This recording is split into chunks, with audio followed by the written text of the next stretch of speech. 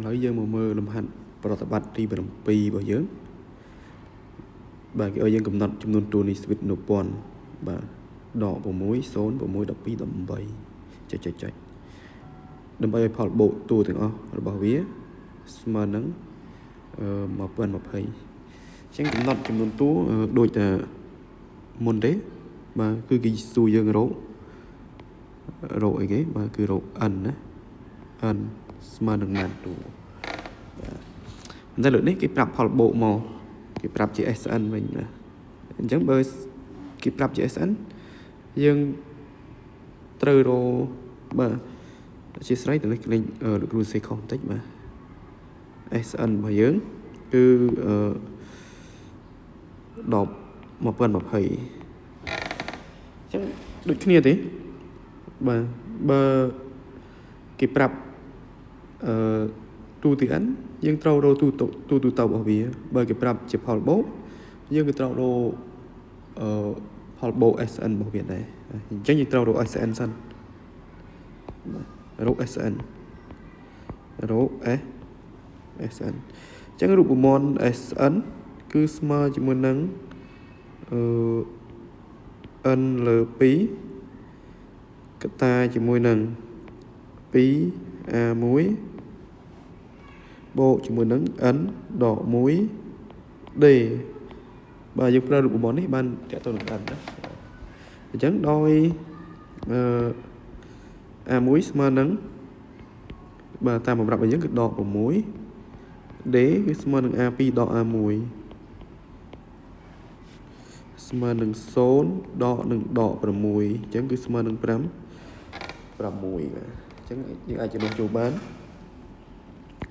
នាំឲ្យ SN របស់យើងគឺស្មើនឹងn លើ2កតានឹង 2a1 អញ្ចឹង2គុណនឹងដក 6 បូកជាមួយនឹង n ដក 1 n ដក 1d d របស់យើងគឺ 6 បាទយើងស៊ីសងវាទៅបាន n លើ2កតានឹងបាទ2គុណនឹងដក 6 បានដក 12 បាទបូក 6គុណនឹង n យើងបាន 6n ដក 6 អញ្ចឹងគឺស្មើនឹងn លើ2កតានឹងបាទបាន 6n ដក 12 ដក 6 បានដក 18 បាទអញ្ចឹងយើងអាចសម្រួលចោលយើងអាចទាញ2ជាកតាសម្រួលចោលទៅបាន n បាទ6យើងទាញ2ចេញសល់ 3n ដក18ចែកនឹង2បាន 9បាទយើងគុណចូលទៅបាន 3n ការ៉េដក 9n បាទប៉ុន្តែ SN របស់យើងបាទ SN របស់យើងគឺស្មើនឹងនេះស្មើនឹង1020អញ្ចឹងយើងផ្ទឹមវាទៅគេបានអីគេបាន 3n ការ៉េដក 9n ស្មើនឹង1020បាទយើងបាន 3n ការ៉េដក 9n បាទអញ្ចឹងយើងយក1020មកខាងឆ្វេងយើងបានដក1020ស្មើ0បាទយើងដោះស្រាយតាម discriminant ប៉ុន្តែយើងសម្រួលសិនទៅសម្រួលនឹង3បានណាយើងបាន n ការ៉េ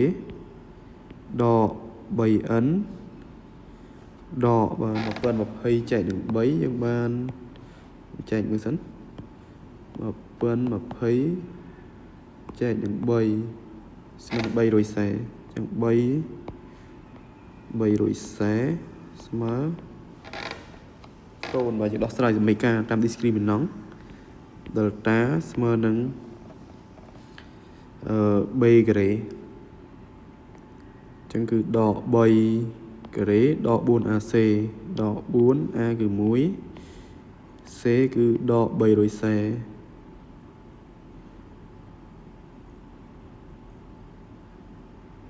ដក300សេ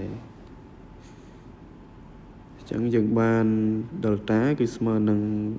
ដក3ក្រេបាន9បាទបូកនឹង300សេគុណនឹង4 300សេគុណនឹង4បាទស្មើនឹង1360 1360អញ្ចឹងគឺស្មើនឹង1369បាទពាក់រឹសការ៉េ delta គឺស្មើនឹងរឹសការ៉េនៃ1369បាទអានឹងស្មើនឹងរឹសការ៉េ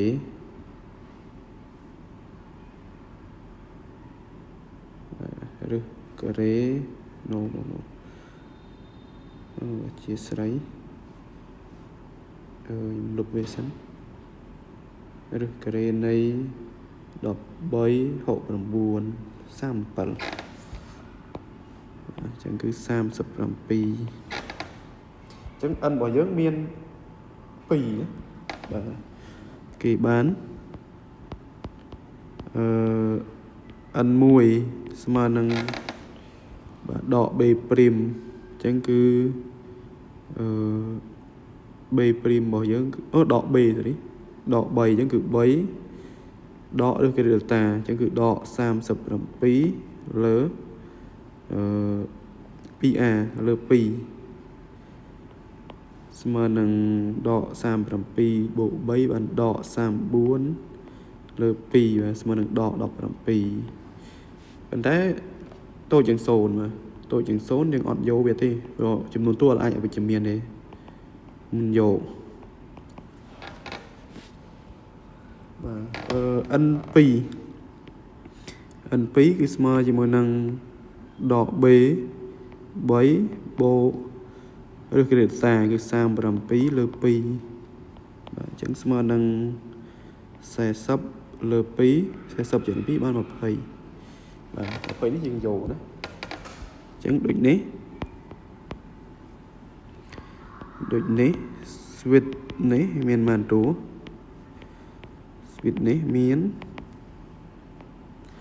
បាទ20តួបាទនេះចម្លើយរបស់វា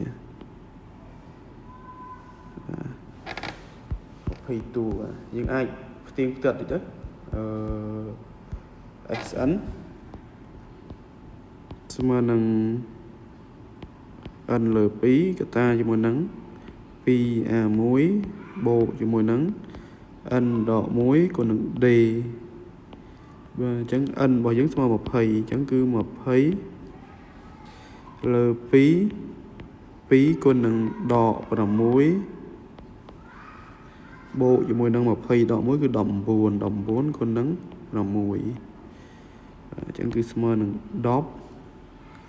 នេះបានដក12បូក19គុណនឹង6យើងបាន19គុណនឹង6ស្មើនឹង114បាទអញ្ចឹងបាន10គុណនឹង114ដក12យើងបាន102គុណនឹង10បាន1020បាទពិត